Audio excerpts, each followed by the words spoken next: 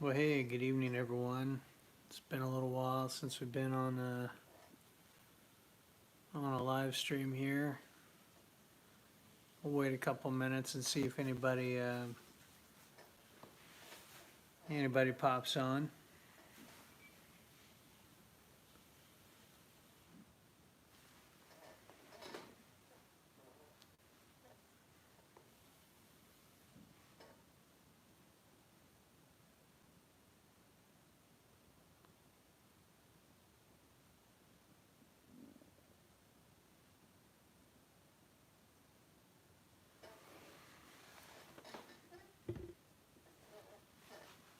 It's been a pretty nice weekend so far, and I've taken Friday off as my.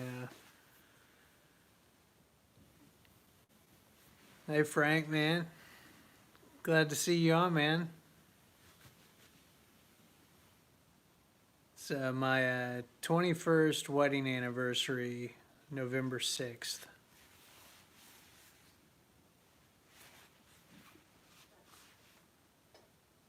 So I took Friday off and we went down to Cincinnati and putzed around there Friday afternoon and then ended up in Lebanon, Lebanon, Ohio of all places, and stayed at this place called the Golden Lamb. Should Google it, man. It's a pretty cool little place. Apparently it's Ohio's oldest operating business. It's an old hotel, and there's a really nice restaurant in the bottom. But took some time, got away. Kids are old enough that they're pretty self-sufficient, kind of took care of themselves. So we spent the weekend, at least Friday night and all day today, down in Cincinnati area and whatnot, and came back this evening. You saw my little firesider. This stuff turned out really, really great. It's got a little bit of I guess that's the mother of the apple cider vinegar and then all the other stuff that's in there. It's got a little zing to it. But it turned out real good. These bottles, I got these at IKEA. I don't know, this is a 16 ounce or 18 ounce bottle. But it's pretty cool. It's got the little clasp there so that you can bring off the top. And then it's airtight. Wait for it to settle, you said?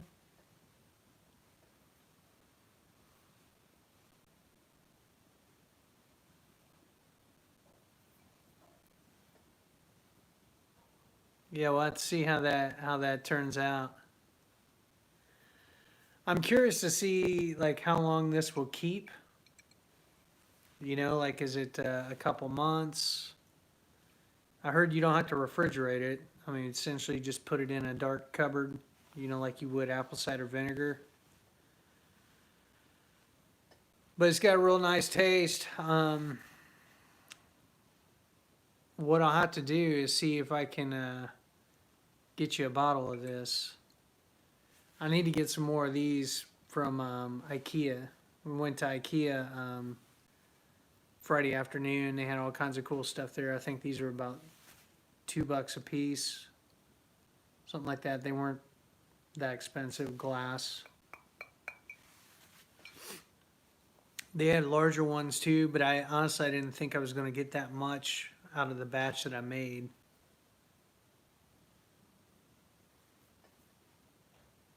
Well, that's cool. Be easy to remember because it's around my anniversary, so November 6th, 7th. So I'll be able to kind of go out from there.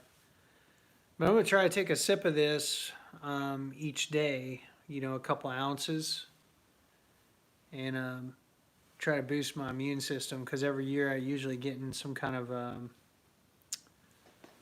respiratory deal at some point. I think some of it has to do with messing with all those leaves out in the garden, all that leaf mold and stuff when the county comes out and or the township, and they drop all those leaves, and we're moving stuff around and breathing all that in. I think that may have something to do with it, along with the weather change. But who knows? Let's try and do that, and then stay up on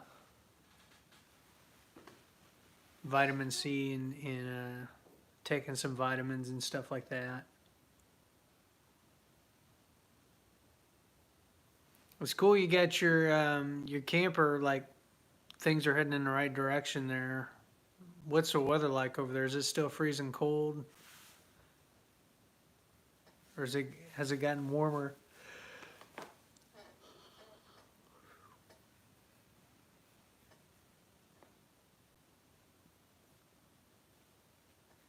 Yeah, it's crazy. I love the smell of the leaves. Like that's good, but I think breathing all that in, so actually the township is supposed to be bringing leaves out, I think next week. My dad, we got everything cleared off. I'll have to make a video on the Brussels sprouts, because we had 4 plants that I left up. We didn't pull them, 4 or 6, and they've been pretty ratty through most of the season because of flea beetles and stuff like that.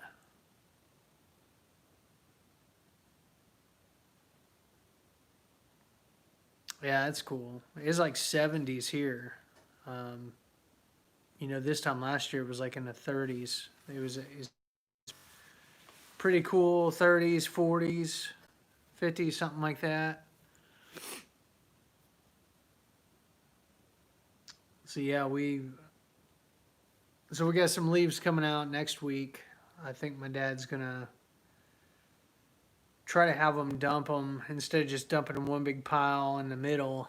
Actually, try to dump them in a couple different places so it's a little bit more manageable and doesn't take us, half of winter to get them all spread. I don't think we got them spread till like, I want to say end of February, mid-February. I'll have to go back and look at the videos from last year. Oh shoot! But hopefully we get a double load. That worked out real well. We got everything coated like a 1.5 foot of leaf mold. But yeah, I'm real excited about this stuff. Again, I think the next batch I'm gonna do. What's the base recipe? It's got garlic, onions, jalapeno, horseradish, ginger. I ended up putting red Thai in this one. What else? I feel like I'm missing something. Apple cider vinegar with the mother. And so this next batch, and lemon juice from a whole lemon and lemon zest from a whole lemon. Yeah, that's what I'm going to do. I'm going to wear my mask when I spread leaves this year. Try to prevent, just in case there's something going on there with the leaf mold. And then try to make another batch of this stuff and add a little turmeric to it. We ended up going to Whole Foods, and I was actually able to get a well, hey Julie, this is called fire cider. Been talking to Frank about this. I started this batch like 3-4 weeks ago. There's a lady, she's an herbalist. You have to Google her name. Her name's Rosemary Gladstar. But I got the recipe out of this this book that I got this past summer. But the recipe's online too. But anyway, this is supposed to be a good immune booster. It's got all kinds of good stuff in it. This batch has been steeping for 3-4 weeks, and I got about 36 ounces worth, I would say, because I've got another bottle just like this upstairs. I'm gonna try to take some sips, couple tablespoons each day, boost my immune system, see if it makes a difference this year with the respiratory, and cold flu type stuff. It's funny. I thought it tastes pretty good. It's got this tangy heat, like you can feel it going down. We were playing around earlier. My daughter, I talked her into trying some of it, and she about gagged her. She real sensitive to hot stuff. In a glass of water. Yeah.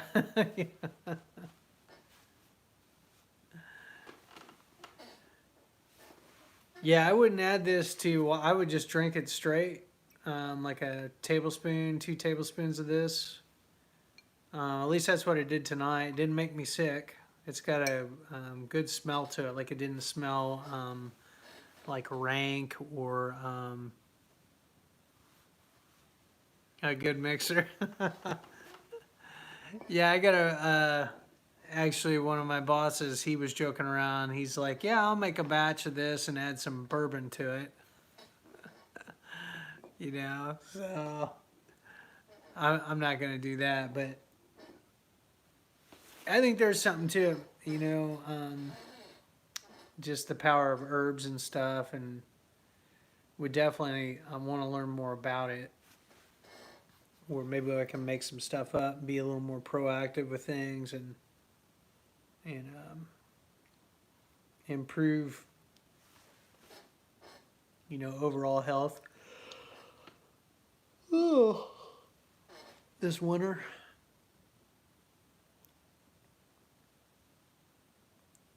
I need to. I've got the space, but I just need to make it a priority and actually set out to try to grow more of my own herbs. What's your new healing drink?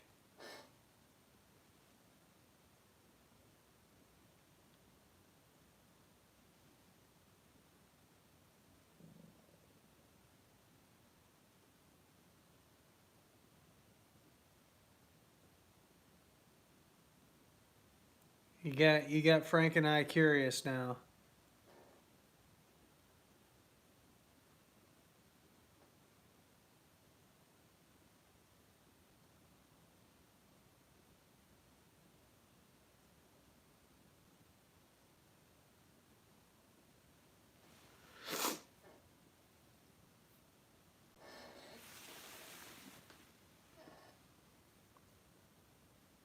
Oh, that sounds good.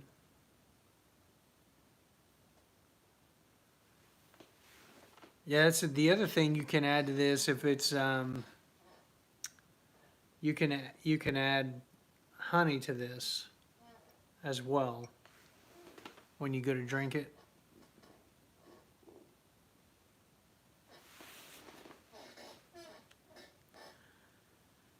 The other thing I've been looking at is stuff to reduce, help reduce inflammation. Like I notice in the summertime when like the cherries and blueberries and stuff are coming in. If I eat that kind of fruit, like I notice that I think my circulation is a little bit better.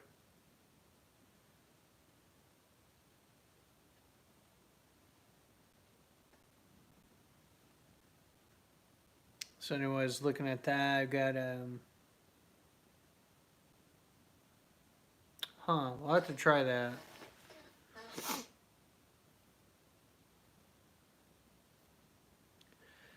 I went ahead and I picked up all the ingredients to make another batch of this stuff. Um, Again, we went to Whole Foods this afternoon, and they actually had horseradish root, which I've never seen like the actual root before. The black pepper activates its um, turmeric.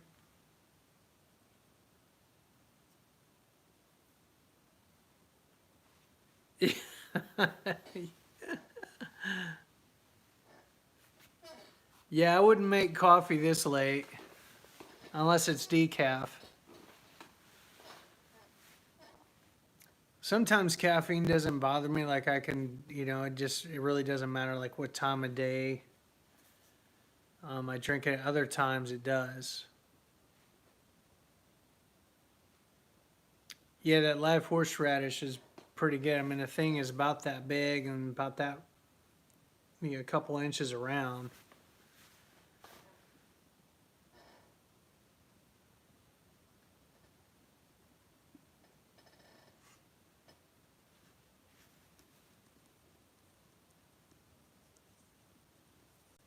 Yeah, I've never tried to grow turmeric or ginger or any of that stuff.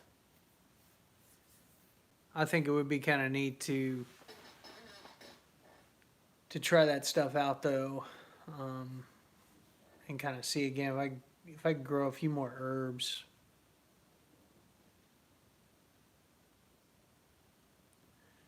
Notice our grocery store. We got a grocery store around here called Meyer, and they do a pretty good job of stocking, the roots, different stuff. Um, the only thing I don't have this go around is lemon. I need to get me a lemon. I'm in southwest Ohio.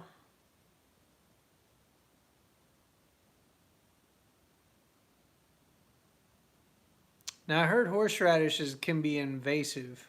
I don't know if that's true or not.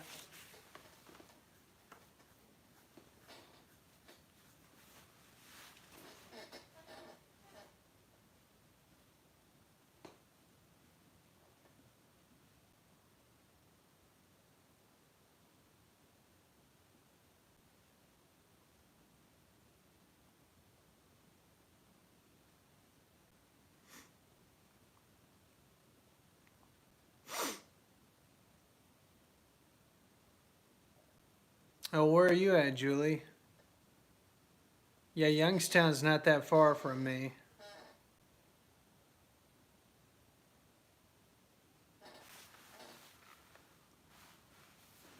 You're southeast Ohio. Well, that's interesting.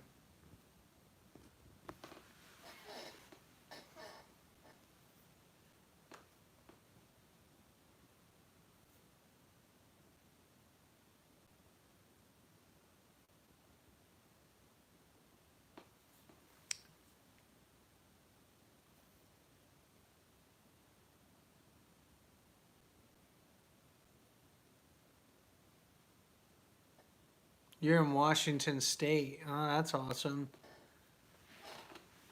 There's who is it that's out there that does the Paul Gauchi.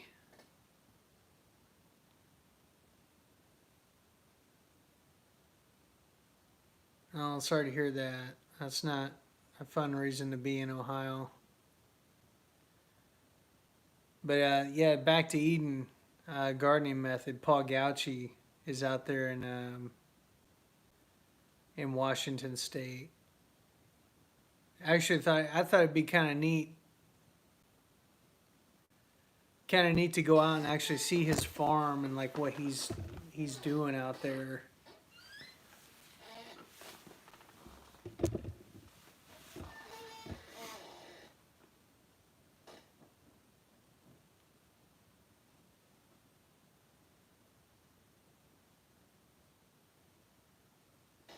Yeah, I'm originally from Indiana.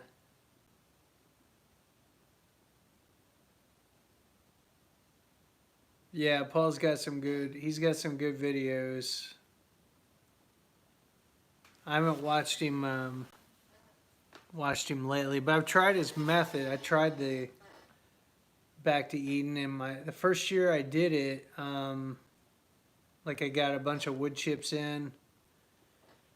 I don't think it was wet enough, or I didn't have like a living root. It just took a while for them to break down. The other thing we had trouble with was we had American cockroaches, like the flying kind. And I don't know if they got brought in like with the wood chips because we went to the municipal center. Yeah, that's one thing that's cool about Paul is like his faith, the fact that he sees the connection, between God and growing food and stuff like that.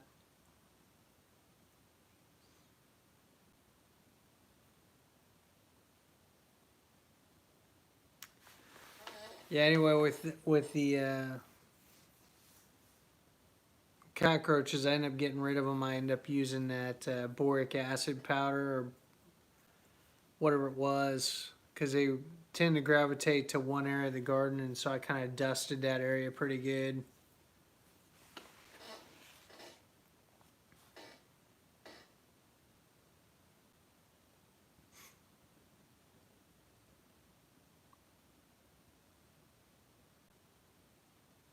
So I take it you're a person of faith.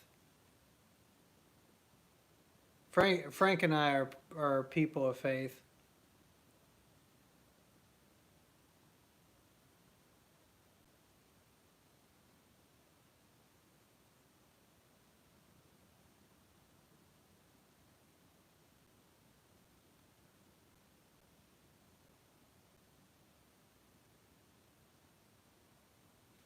Yeah, we got them. I didn't have them the next year.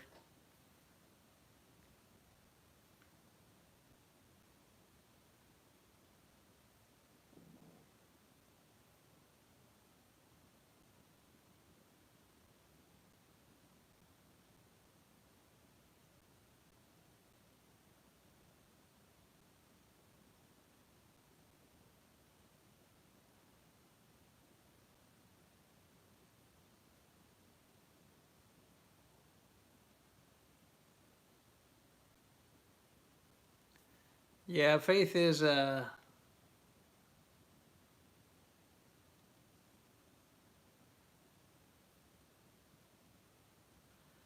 it's hard telling what they were, whether they were cockroaches or woodlouse. They were big though.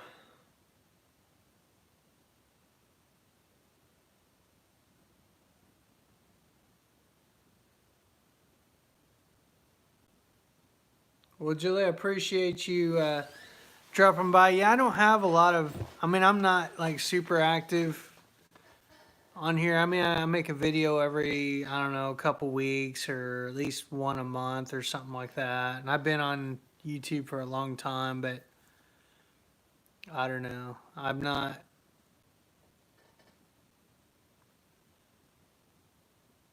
not on here a lot. I do live stream some. I did live stream quite a bit last winter just for fun. And usually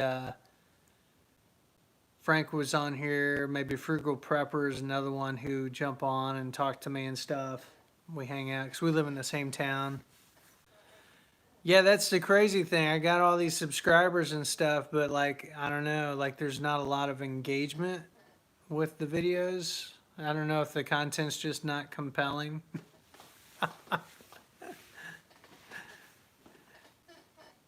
Which is okay. I mean, I do it just for fun and kind of hobby, and I got a few friends on here.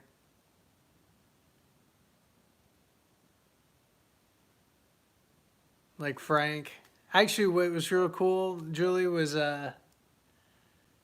actually I met Frank like 6 years ago, 6, 7 years ago, and then he kind of dropped off YouTube for a while, for a couple years, and then like randomly, was this last year? I think it was last year, Frank.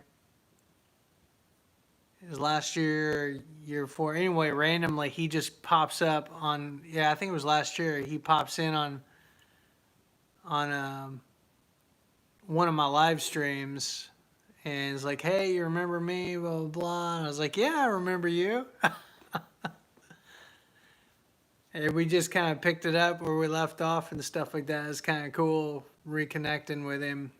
He's got a lot of cool stuff going on. Um,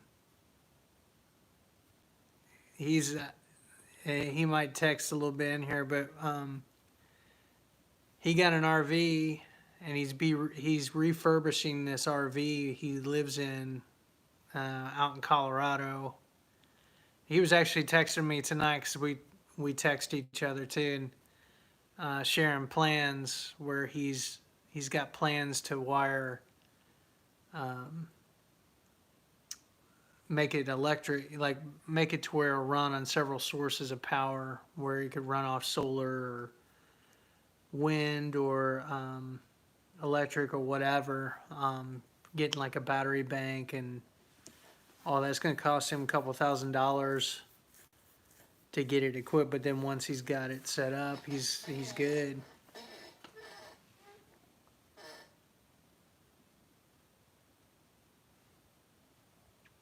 Oh, you're subbing my. You're subbing me. Well, that's cool. I appreciate the support.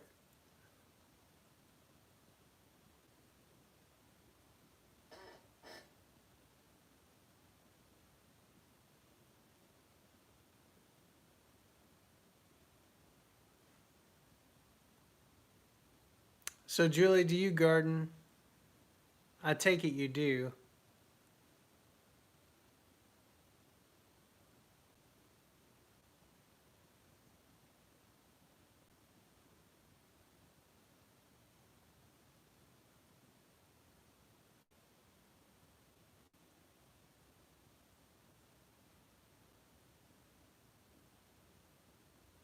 Yeah, Frank, you need to get back on YouTube, man. You need to make some videos. You could totally do a video series on the RV.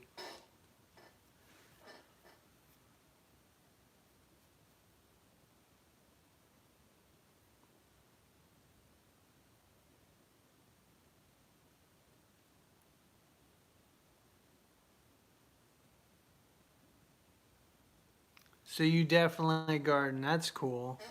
How long have you been gardening?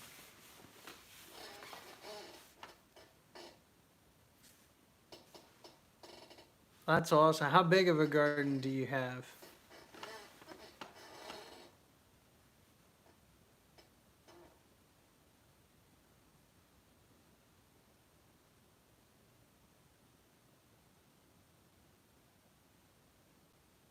Right now, I'm currently doing it. It's about a 50 by 100 with my dad and my basically my family.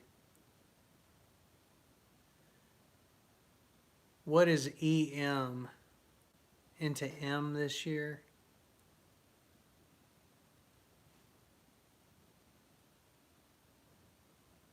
Frank's got some containers, or he did some with self-watering containers or whatnot, or containers that you set it up where you can.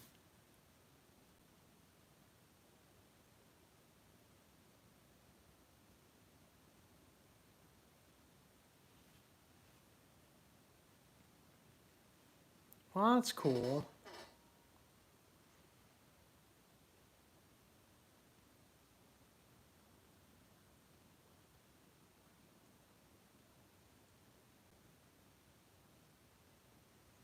Effective microorganisms.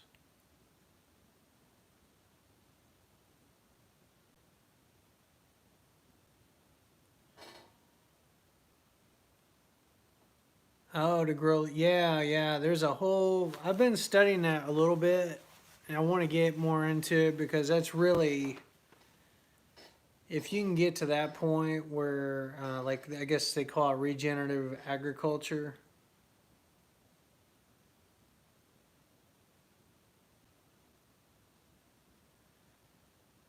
I'm on a 50 foot by 100 foot plot, which is a pretty big. Um, I mean, it's enough to do everything we want to do. I mean, it takes quite a bit of time to keep up with it. Bokashi. You have to check that out. There's a guy I've been following. His name is John Kemp, and he's a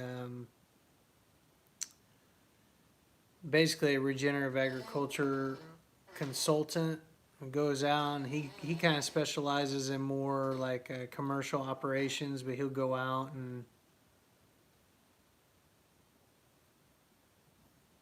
yeah, he'll go out and figure out what's missing from the soil and then figure out what inputs to give it to help get the soil food web going. I mean, he seems like he's a real smart guy, knows his stuff. There's a lot of people that are doing some really neat things on all that, and I think it'd be kind of neat. I ultimately want to go more that route. Right now, I'm kind of just doing a mixture of stuff. I mean, I do the leaves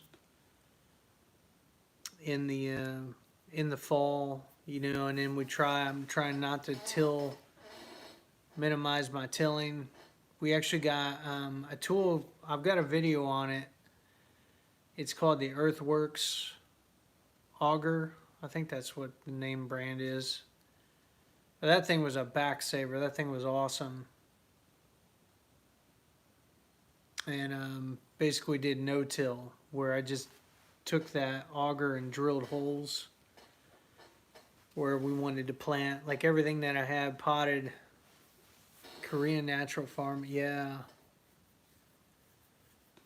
But everywhere I wanted to plant stuff that I'd started, I used that instead of breaking out my tiller and stuff.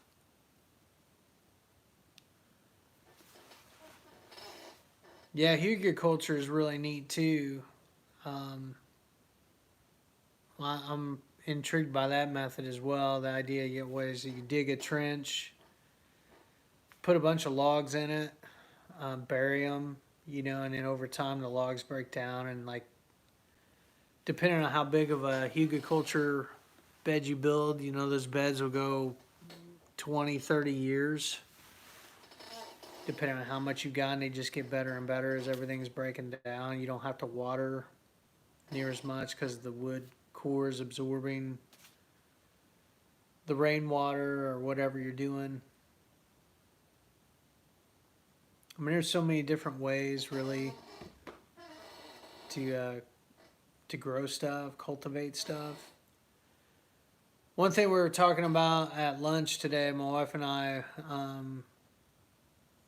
I'm reading this book on recruiting, and because it's part of my job and stuff like that. Anyway, the author's talking about the rate of knowledge and change and stuff that's happening in the world today, and some kind of stat he had that, you know, it took 60 years to get from where people were to, you know, kind of the base knowledge we started with in this century and stuff. But now, like, things are accelerating at such a pace that what used to take 60 years to get to is now happening in like a 24-hour period. It's just, he calls it exponential change, where just like different breakthroughs in technology are impacting different industries, and it's kind of has this kind of domino effect and affecting stuff. We were talking about growing food and agriculture and all of that because actually where we live in Ohio, in Cincinnati, I forget the name of the company, but they are, and I think maybe it opened this year. If not, it'll be next year. But they were building the world, if not the world's largest, definitely the largest indoor growing facility in the United States, if not the world. Huge complex, indoor vertical farming, hydroponics, growing all kinds of vegetables, mostly greens. I mean, they don't do all the vegetables that way. Like, they don't do corn indoors, you know. They don't. There's some crops that are still better done in a field, soybeans. But all the like high dollar margin ones, microgreens, lettuce, leafy greens of various types, tomatoes even.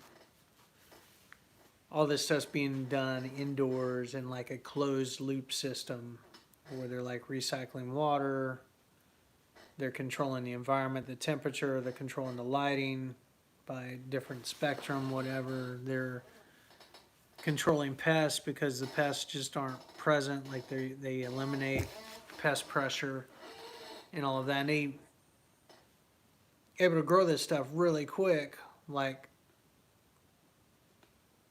at, probably double the production or whatever that you would get in like a field setting. But the thing about that kind of food is that, and it's got nutrients.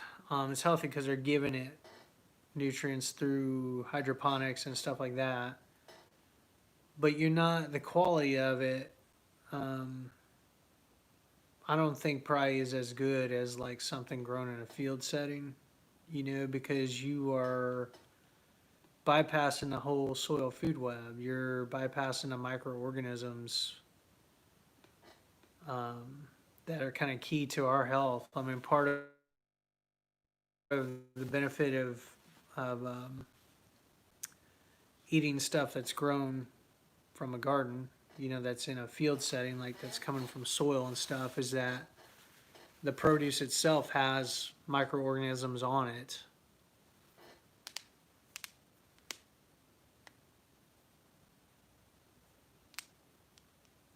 So it has microorganisms on it, and so when you eat that stuff, you're getting microorganisms too. That's good for your microbiome, and actually is teaching your immune system, like it's boosting your immune system, like training it how to fight, things like that. There's like an element that's missing um, in that type of food. You're getting maybe the vitamins and the minerals, but you're not getting the microorganisms. You're not, it's basically sterile food, right?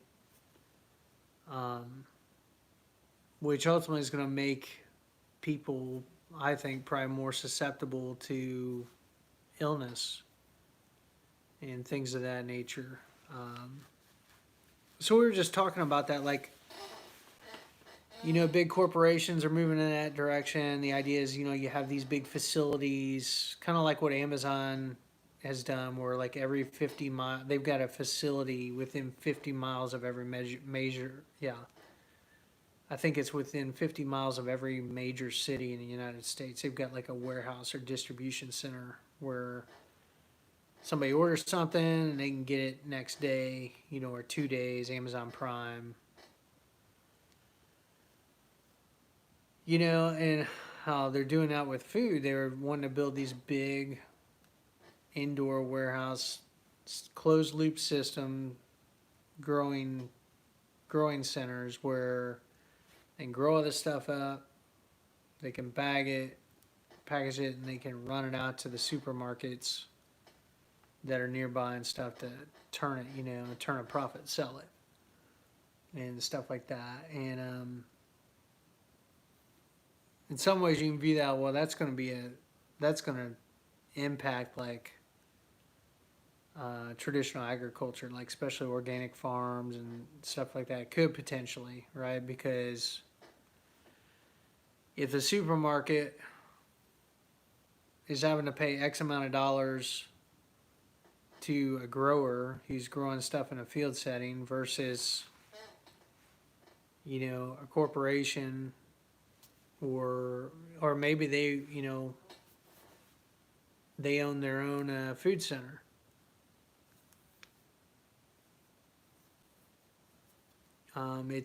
It could put a lot of pressure on organic farmers, because they won't be able to compete with the production of these big vertical indoor farms, right? That's one way of looking at it. The other way of looking at it is like, well, there's an opportunity though, because we can still, if we can just educate people about the quality of the food and the benefits of organisms and stuff like that, and sell that. There's still going to be a market for it. Like people are still going to want food that's grown, that comes out of the ground. It's not coming out of some test tube tray. In a vertical farm underneath like LED lights. you know. Um,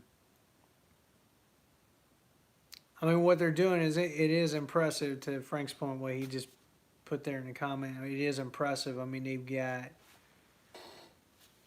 it may be that in order to feed all the people there are, especially in light of like all the natural disasters, and kind of the variations in climate and stuff like that, it's much more efficient if you can grow it indoors.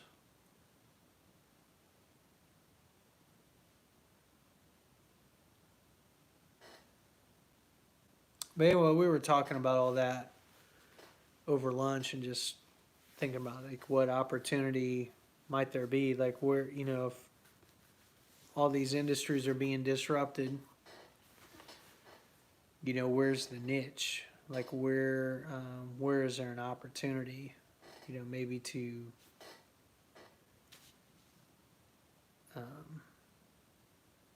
get in on that or capitalize on that. And I guess one way you could coin it would be like artisan food, right? Um, Organic, heirloom, artisan. I mean, these words that kind of like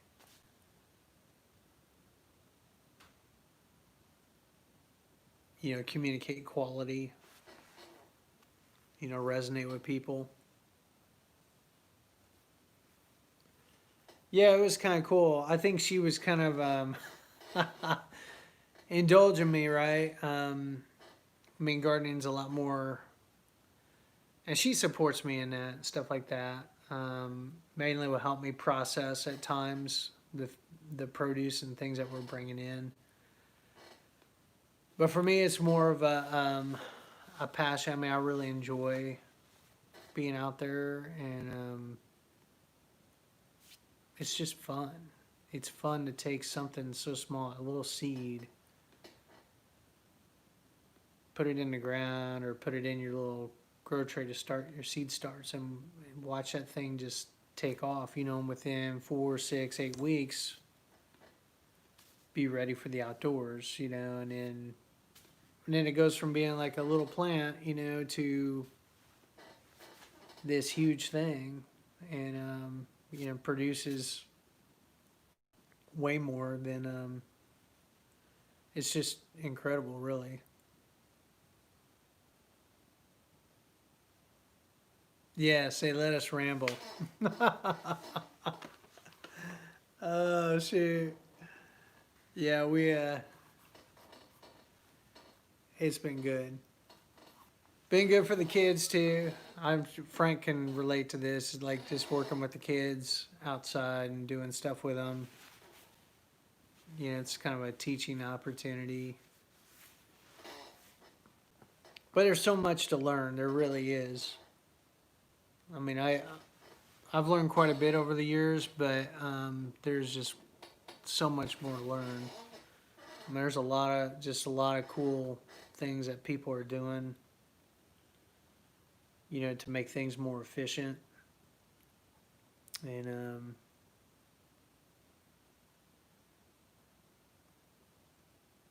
I don't know. I think long term, again, going back to the whole regenerative agriculture thing, if you can get it to where um,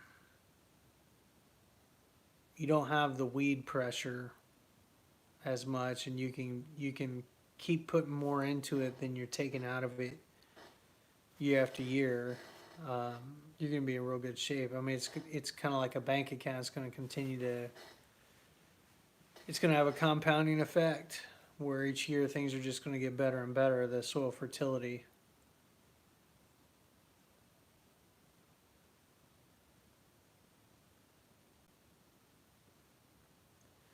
There's some crops though. It's still like um, I've not had a lot of success with like no-till stuff, like potatoes, for example. My experience has been so far has been that if you want a good potato crop, you're gonna have to break up the ground really well and to a pretty good depth. Run your row, put your potatoes in, and then cover them, and then be able to heal the rows.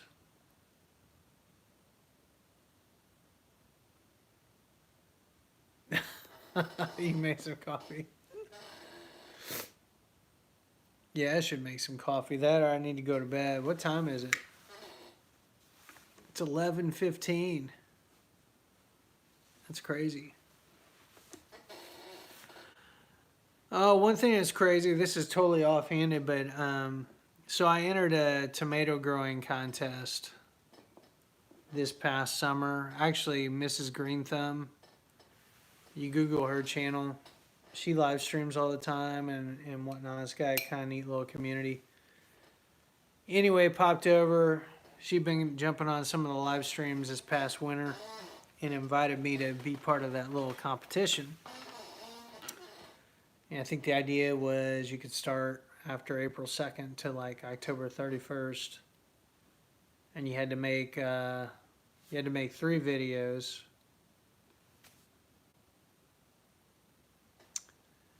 Yeah, the whole straw thing. Who's the lady that does that? She's the one that kind of was kind of like the original no-till. Trying to think of her name, but that's what she would do is get straw and put seeds downward, put a little thing of straw on there. Yeah, Mrs. Green Thumb. Anyway, you had to make 3 videos, at least 3 videos, and one, showing you starting the seeds, 2, a video you taking care of the plants or planting them or whatever, and then the third one was actually like, yes, Ruth Stout, you got it, Frank. Third one, you had to show the tomato. You pick it, and then in that video, weigh it or whatever. So I submitted my entry kind of relatively early. Actually, I was surprised how quick the tomatoes matured this year. It's probably around July, something like that. But an heirloom that I got at a grow center called Dallas Wilson Cuban, and I actually got a couple big whoppers off there. One of them was, I think, 2 pounds, 3.7 ounces. And then later in the summer, I pulled another one off that was like 2 pounds, 7.6 ounces or 7.5 ounces, somewhere in there.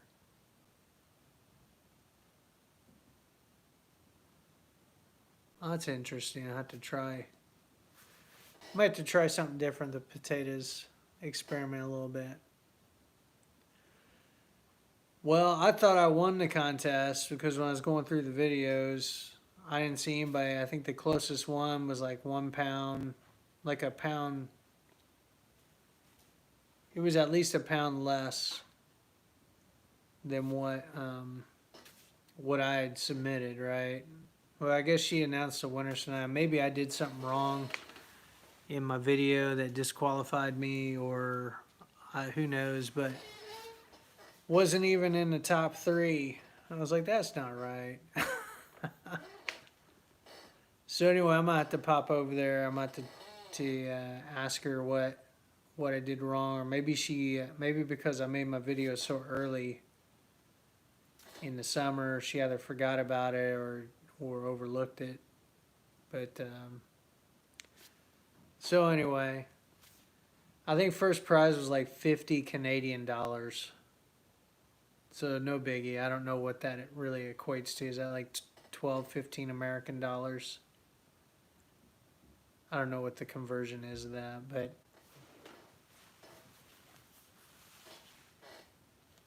it was bragging rights. That's what it's about, bragging rights.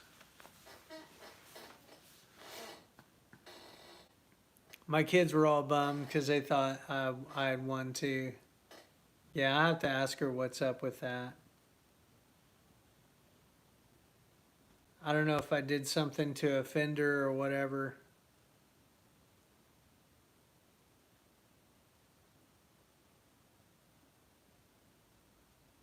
But anywho,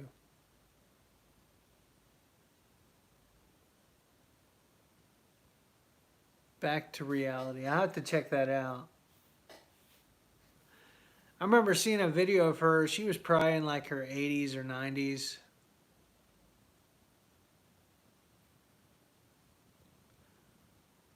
And she was kind of, you know, shuffling around and planting stuff where she'd pull like the straw back to see what was going on.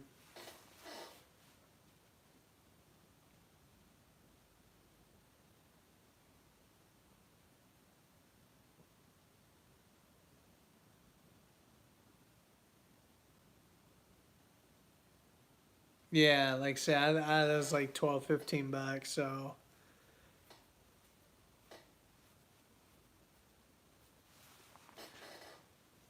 it's not like a super big deal. I'm not going to lose sleep over it.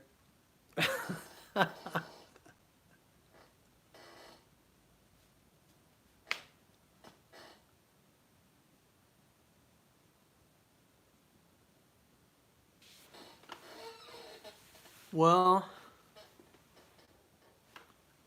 it's 11:20. We've been going for almost an hour now. I should probably go to bed. My family's gonna be after me tomorrow morning, but I'll have to live stream again. Well, maybe we'll catch you guys on here again. Be able to chat some more. It's been fun chatting with you guys.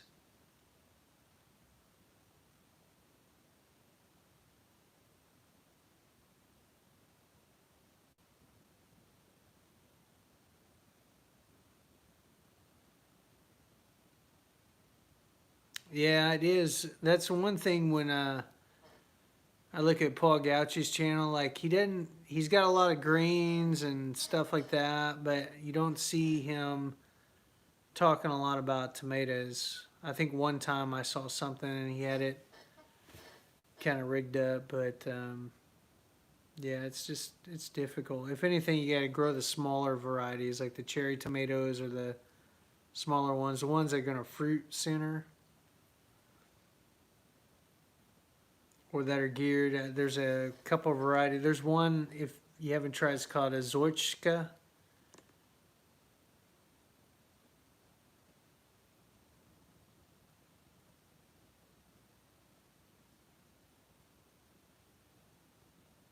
Yeah, I have to go back and look at the. That's a whole nother YouTube video, isn't it? uh, this election's been crazy, man.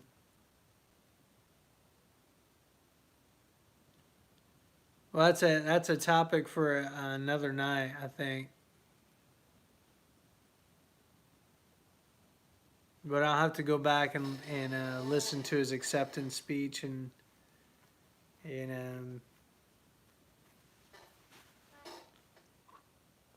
hopefully he can do some good and like help bridge the gap because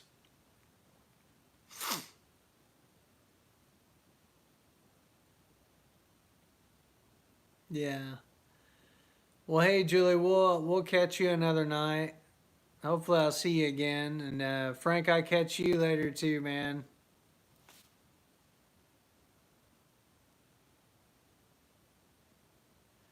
I'm sad to go, but I need to go. As far as the election,